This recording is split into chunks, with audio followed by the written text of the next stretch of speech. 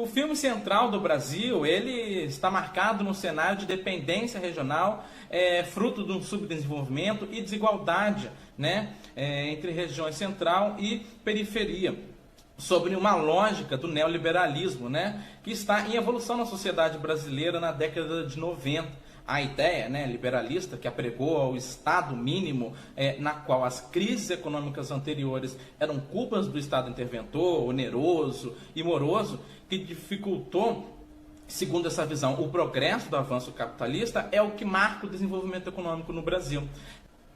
Tanto que desde o novo conceito capitalista surge o modelo gerencialista de gestão do Estado. Um filme de grande sucesso nacional e internacional que vai contar a história de Dora, uma professora aposentada que precisa trabalhar para complementar a renda, através de escrita de cartas para analfabetos no central do Brasil, né, que é uma estação famosa no centro do Rio de Janeiro. Um dia ela conhece Ana e seu filho, Josué, no seu serviço de bico ali na central do Brasil, e eles desejam mandar uma carta para o pai do menino, né, Jesus, né? O menino, Josué, não o conhece, mas o gostaria. Este, por sua vez, né, o pai, mora lá no sertão, no interior do Nordeste, e por isso necessita do envio da carta. Um acidente que acaba tirando a vida de Ana, Dora fica com o garoto, mesmo que a contragosto. E junto eles partem nessa jornada em busca do pai de Josué. Nesta viagem pelo interior do Nordeste, ambos acabam se aproximando e formando um laço forte de amizade. Observe-se que o Estado, ou mesmo os agentes públicos, eles não são vistos em momento nenhum nesse filme, né?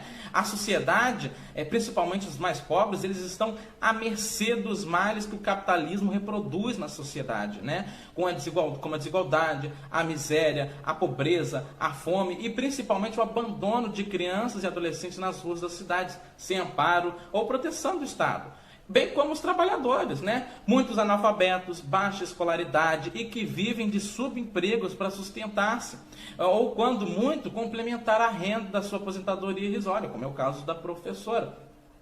É nessa lógica que o capitalismo neoliberal se reproduz, gerando reserva de trabalho através de um exército de desempregados, forçando os baixos salários e submetendo o trabalhador a situações desumanas.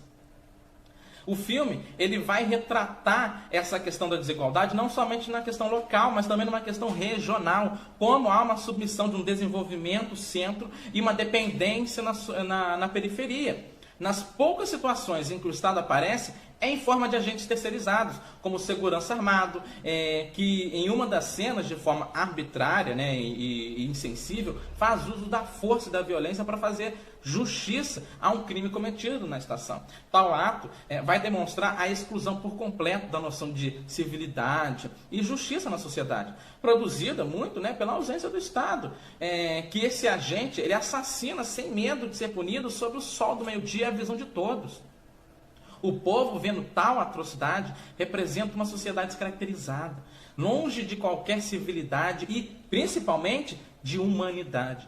A superexploração que a teoria marxista da dependência vai trazer e a precarização do trabalhador corrói toda a essência de modo a não mais conseguir se indignar ou se rebelar contra os absurdos produzidos pelo capitalismo. Essa ausência do Estado apresentada no filme é uma crítica a essa forma de organização social imposta pelo capitalismo e que não só prioriza a proteção, como não oportuniza o mínimo necessário para o desenvolvimento dos mais pobres e explorados. Essa negligência do Estado, que com esse novo modelo de dependência, se reflete de forma regional, onde o Sudeste brasileiro ganha um grande foco no desenvolvimento industrial e econômico, enquanto se esquece das regiões periféricas com o Nordeste. Nós estamos aqui deixando toda uma população brasileira exposta, não só a brasileira, mas em outras regiões, no contexto do filme o brasileiro, né? Mas na questão do Sudeste brasileiro, ganhando esse grande enfoque no desenvolvimento industrial e econômico, enquanto se esquece da região periférica, como Norte e Nordeste, deixando toda uma população brasileira exposta, né, aos intempéries do destino cruel e à morte através da miséria. Mostrando que a forma discriminatória que é o capitalismo e ele enxerga a vida humana. esse falso discurso meritocrático levou e leva milhares a viverem abaixo da linha da pobreza, sem nenhuma possibilidade de ascensão ou melhora na qualidade de vida. É o caso da cena da morte, né, da mãe de Josué, em que após isso a criança está sozinha, né? Ela fica desamparada e passa a morar na estação à espera da mãe, que ele ainda acredita estar viva, né? O filme ele retrata essa situação mostrando que não só ele, mas há muitos outros casos de abandono, crianças em situação de rua no Brasil, passando fome, sem abrigo, expostas a perigos como o tráfico internacional de crianças, como o filme retrata, o crime organizado, o abuso, a violência policial. As crianças e adolescentes, no contexto desse filme, são empurradas de um lado para o outro, né? Às vezes elas são agarradas, são puxadas no braço de um lado para o outro, são enxotadas, são empurradas, são expulsas dos lugares e muitas das vezes, quando não, guiadas por adultos mais desorientados, desnorteados ainda. O Estado aqui não se manifesta em momento algum para proteger a infância e a adolescência, né? Não há abrigo, não há assistente, não há qualquer outro agente público ou aparato público para proteção. Só há o relento da indiferença e da apatia à vida humana que o neoliberalismo deixou cravado na sociedade. Como medida de escape ao longo do filme, é muito retratado a religião como uma forma de deposição de fé e esperança de um povo tão sofrido e desolado. É a criança sozinha no metrô, sem pais. É os irmãos de Josué à espera da resposta do sumiço do pai. É a professora numa situação complicada do resgate de Josué da mão do tráfico internacional. E como vai buscar o pai lá no Nordeste, né? Enfim, todos eles olham para a imagem da santa, né? Para uma imagem religiosa em busca de resposta. Retrato de um povo órfão, assim como Josué e seus irmãos, ou a professora Dora e a sua amiga, o filme retrata a orfandade do povo brasileiro, que é tratado sem amparo e suporte, que tem que enfrentar a falta de estrutura, do analfabetismo, atenção básica, proteção integral, somado à pobreza. É um povo que está completamente desamparado, assim como as cenas do filme que mostram pessoas paradas, né, com um olhar fundo, vazio, sem perspectiva de rumo, né, pois elas estão largadas mesmo, de fato esquecidas. É assim como os personagens buscam pelo pai, a nação também busca por uma paternidade, no desenvolvimento econômico, crença na industrialização, né? Crença da teoria da CEPAL para o desenvolvimentismo, para a superação da desigualdade e do subdesenvolvimento pelo industrialismo, e eles depositam fé e esperança nisso, né? E apostam todas as suas fichas, mas que de forma mal planejada e que mal interpretada, na prática só reproduziu a desigualdade.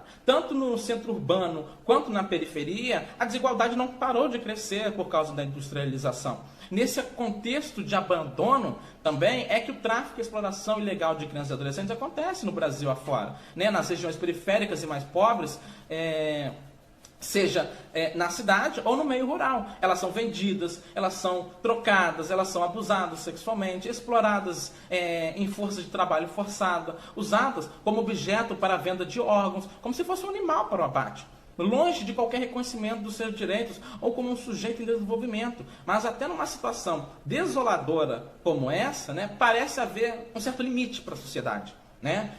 Pelo menos é o que o filme tenta retratar, numa crítica representada pela apatia, né, dessa gravidade do problema, através da professora Dora, né, que estava insensível, né, ao contexto todo. Vai se manifestar essa crítica através da repreensão e da exortação feita pela amiga, né, que tenta trazer um mínimo de lucidez e sensibilidade a essa sociedade, né, utilitarista e gananciosa, formada pelo capitalismo, que chega ao ponto de vender uma criança para ter mais dinheiro e bens, coisas que jamais elas teriam ao longo da sua vida miserável, né? Assim como a amiga para a Dora, o filme quer incomodar e despertar empatia e provocar senso de justiça, mostrando as faces da miséria e os males do capitalismo neoliberal, para que gere a empatia e sensibilidade da situação. Após esse choque de realidade, Dora resolve buscar o menino para ajudá-lo, né? Mas após fazer isso, ela vai encontrar um conflito aí com o crime organizado, né? Por ter resgatado a criança, né? E a partir disso você vê o tempo todo o abandono dessa criança, né? No embarque, em um ônibus sozinho, sem qualquer adulto, né? Aí a gente fica se refletindo o tempo todo, né? Essa criança é abandonada, né?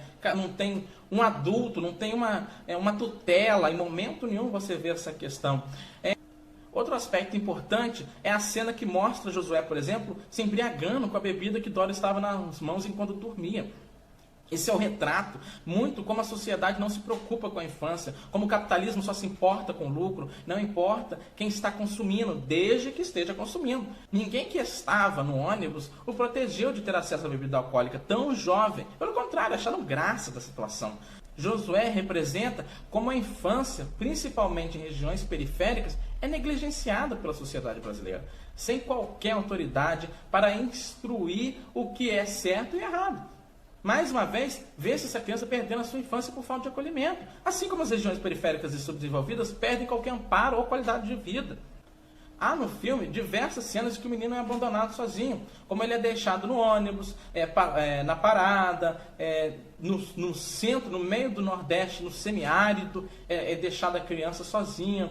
É assustador ver um adulto abandonando uma criança no meio do sertão enorme. Mas, mesmo após, por exemplo, o Estatuto da Criança e Adolescente, as legislações após a redemocratização do Brasil em 88 e legislações modernas e avançadas sobre direitos, sobre proteção integral, sobre direitos sociais, políticos e civis, ainda assim você observa como a lei não protege, não tem efetividade perante o poder dos males do capitalismo, perante essa reprodução da dependência, da submissão de uma região sobre outra. Para existir centro urbano, moderno e complexo, avançado, industrializado, precisa de uma região abandonada, uma região esquecida, precisa sim de uma região subdesenvolvida, explorada, né? Para se ter Alemanha, é preciso ter Índia, né? Para se ter Suécia, é preciso ter os países subdesenvolvidos da África. Então, essa perpetuação não adianta somente em leis tentar suprimir ou suplantar ou revisionar essa questão. Você não vai conseguir. E o filme retrata muito bem isso, né? Depois de anos de legislações modernas, de redemocratização do país, ainda com uma miséria e desigualdade, se reflete, se perpetua nesse clássico capitalismo que explora. É inerente ao capitalismo, não há superação do subdesenvolvimento, não existe etapismo para isso, né? Outra questão também que o filme vai representar é a questão da falta de infraestrutura no sertão, né? Como essa região não é planejada, não é pensada, essa população não é cuidada, né? O caminhoneiro que viaja quilômetros, né, por sertão adentro para fazer transporte, com estradas esburacadas, ele não tem nenhuma infraestrutura para se higienizar, para se cuidar, tem que usar o rio, tem que usar lagos para manter uma certa higiene, para se manter, para se refrescar até. Outra cena também que o filme vai retratar é a questão da miséria, né? E o que essa miséria força essa sociedade, a pobreza, aos pobres a tomarem a ação, né? É o caso, por exemplo, do Josué, que estando com fome decide roubar no posto de gasolina, né? Para se alimentar, né? E querendo, o menino só queria comer. Não tinha nada, não tinha dinheiro para comer. O tempo todo eles passam fome ao longo do filme. Todo mundo ali está seco, está desnutrido, está numa situação de penumbra, porque de fato carece de suas necessidades básicas serem atendidas.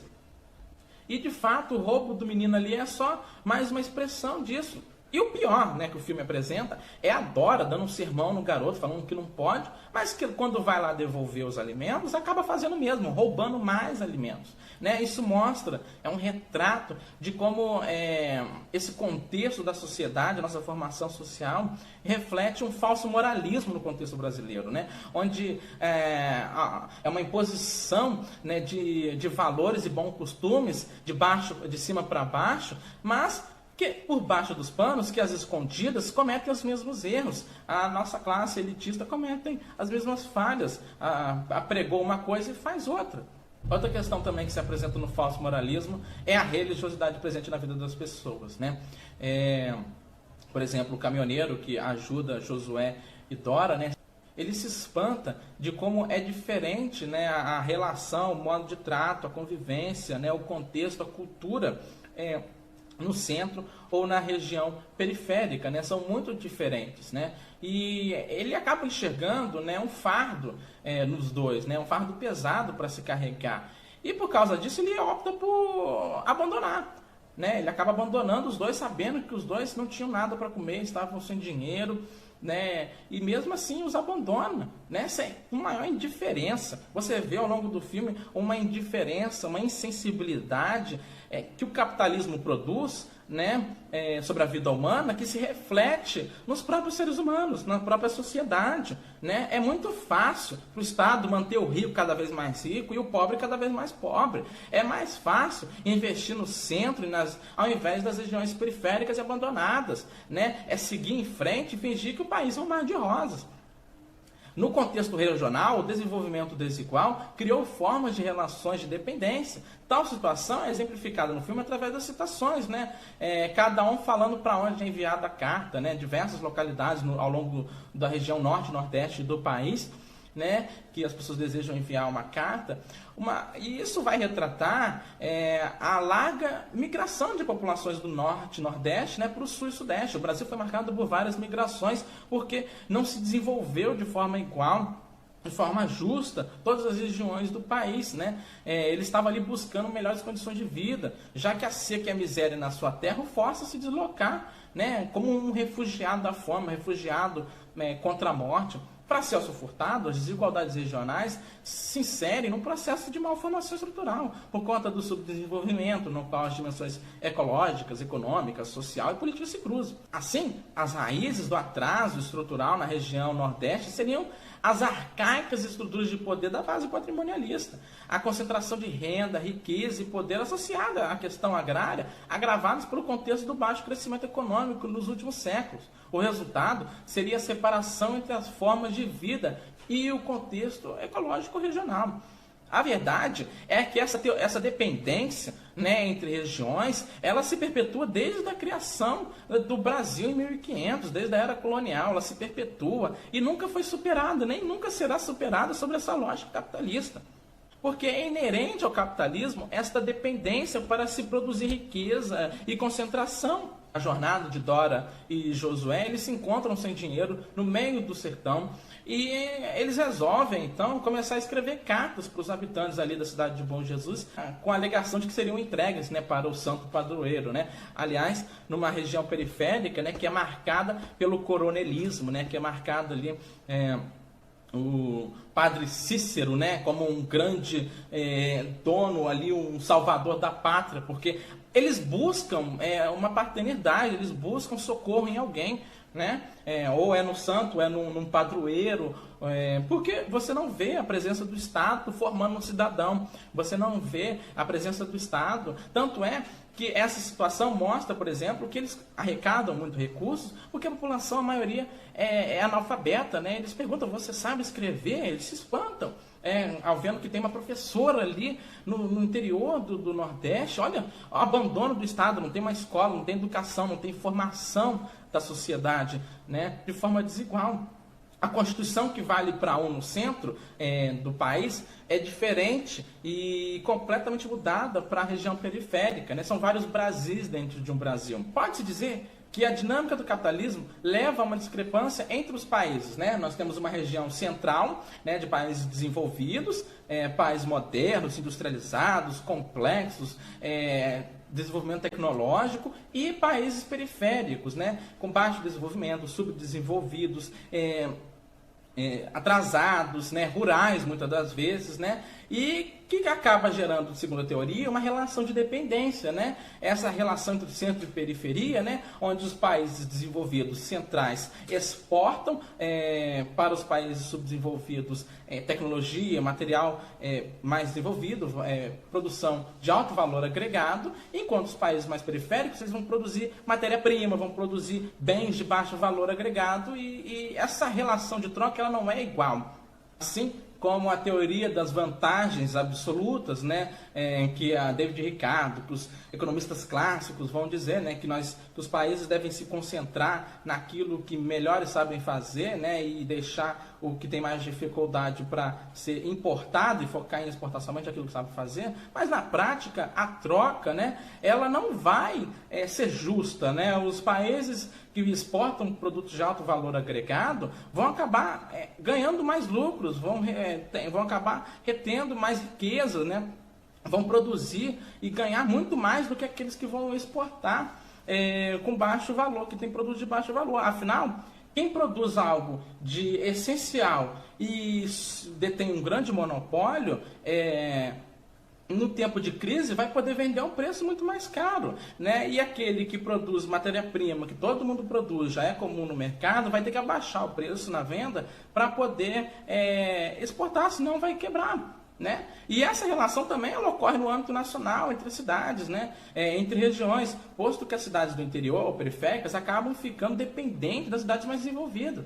O filme conclui com a Dora deixando Josué com seus irmãos, e ali ela está concluindo a sua jornada, né? Ela está encerrando esse ciclo ali, onde ela se desenvolveu como ser humano, se sensibilizou, quebrou paradigmas que ela tinha, assim como Josué também evoluiu.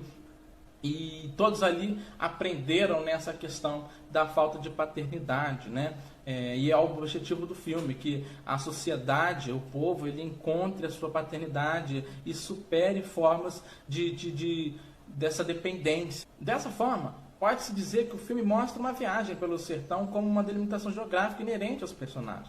Constitui-se um abandono do espaço urbano para o campo, né, retratado ao longo do filme, vivida, né, nessa conflito entre o industrial e a dependência, passando ao longo do Nordeste, né, uma região precária e abandonada. Nota-se as consequências negativas causadas pelo capitalismo e essa dependência entre regiões, né, marcadas pela miséria, pobreza, desigualdade, fruto do capitalismo, que, por sua vez, nunca jamais se abandonará ou apartará disso, muito menos superará. Como alguns autores da dependência vão tratar, apontam a uma herança de períodos passados que atuam sobre as desigualdades regionais do momento atual. Em outras palavras, é necessário examinarmos as desigualdades regionais e as dinâmicas de acordo com seus determinantes. Logo, a desigualdade, a miséria e os males produzidos pelo capitalismo são inerentes e essenciais para a sua reprodução, bem como o reforço da dependência, seja a nível regional ou internacional. Por isso, buscar nela solução para o fenômeno é um equívoco, né? Buscar nela uma solução para a superação é paradoxal, já que a mesma é produtora e reprodutora desse tal fenômeno.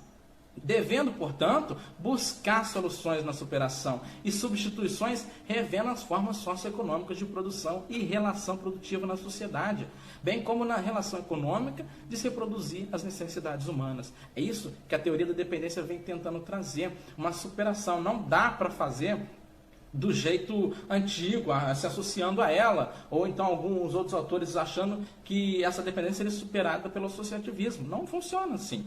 Ela faz parte do capitalismo e não tem jeito. Vai se repetir, vai reforçar a dependência. Não são personagens estereotipados, como a professora aposentada amarga e um menino mimado, mas moldados e construídos pelas lutas e dificuldades que essa vida impõe. Duas pessoas solidárias que juntas vivenciam uma experiência a partir das necessidades que eles têm. E com o passar do tempo, essa relação entre os dois personagens produzem uma reconstrução e reavivamento de valores ideais que nem ela, nem ele conseguiriam resgatar sozinhos. Tal transformação é contínua e perpétua. A jornada de Dora é uma busca por aquilo que nos faz humanos. A fotografia do filme mostra uma aridez, né? O filme retrata o filme é gravado de uma forma meio antigo, né? Mais do que no tempo que ele foi feito, para mostrar uma aridez, tanto na cidade quanto no campo, um ambiente seco, sem vida, sem esperança, improdutivo, que é bem, na verdade, a visão de realidade deste povo sofrido, né? Visto até hoje. Central do Brasil é um filme absolutamente atual, atemporal. As marcas deste capitalismo neoliberal Um capitalismo de dependência, somado a um Estado negligente e uma sociedade apática e explorada, jogada à pobreza e à miséria, continuam até hoje, mais de 2 décadas depois, num dualismo entre o atrasado, seco, rural e o moderno, desenvolvido, agitado, industrial, urbano. Central do Brasil não é só sobre a preservação da vida e da inocência de uma criança, mas da preservação da dignidade humana, face a essa dependência que produz desigualdade. Assim como Josué sabe que está num lugar injusto, desigual e cruel chamado Brasil, o filme quer despertar essa necessidade de se enxergar com clareza a situação que se encontra. É um filme sobre dor, saudades, feridas, orfandade, solidão, amizade, encontros e despedidas, principalmente desigualdade, injustiça, miséria e também ser humano. Esse cineasta fez com que o filme foi pensado oriundo daquele contexto, né? Não somente das décadas de ditadura, mas também de um caos identitário produzido na redemocratização, como no governo Collor. Nasce com essa ideia de encontrar um país possível, reencontrar sua identidade através de um mergulho da sua realidade. Pois viver no Brasil e não saber o quanto esse país pode ser cruel é um privilégio que poucas pessoas têm. E muito menos pessoas que reconhecem ter.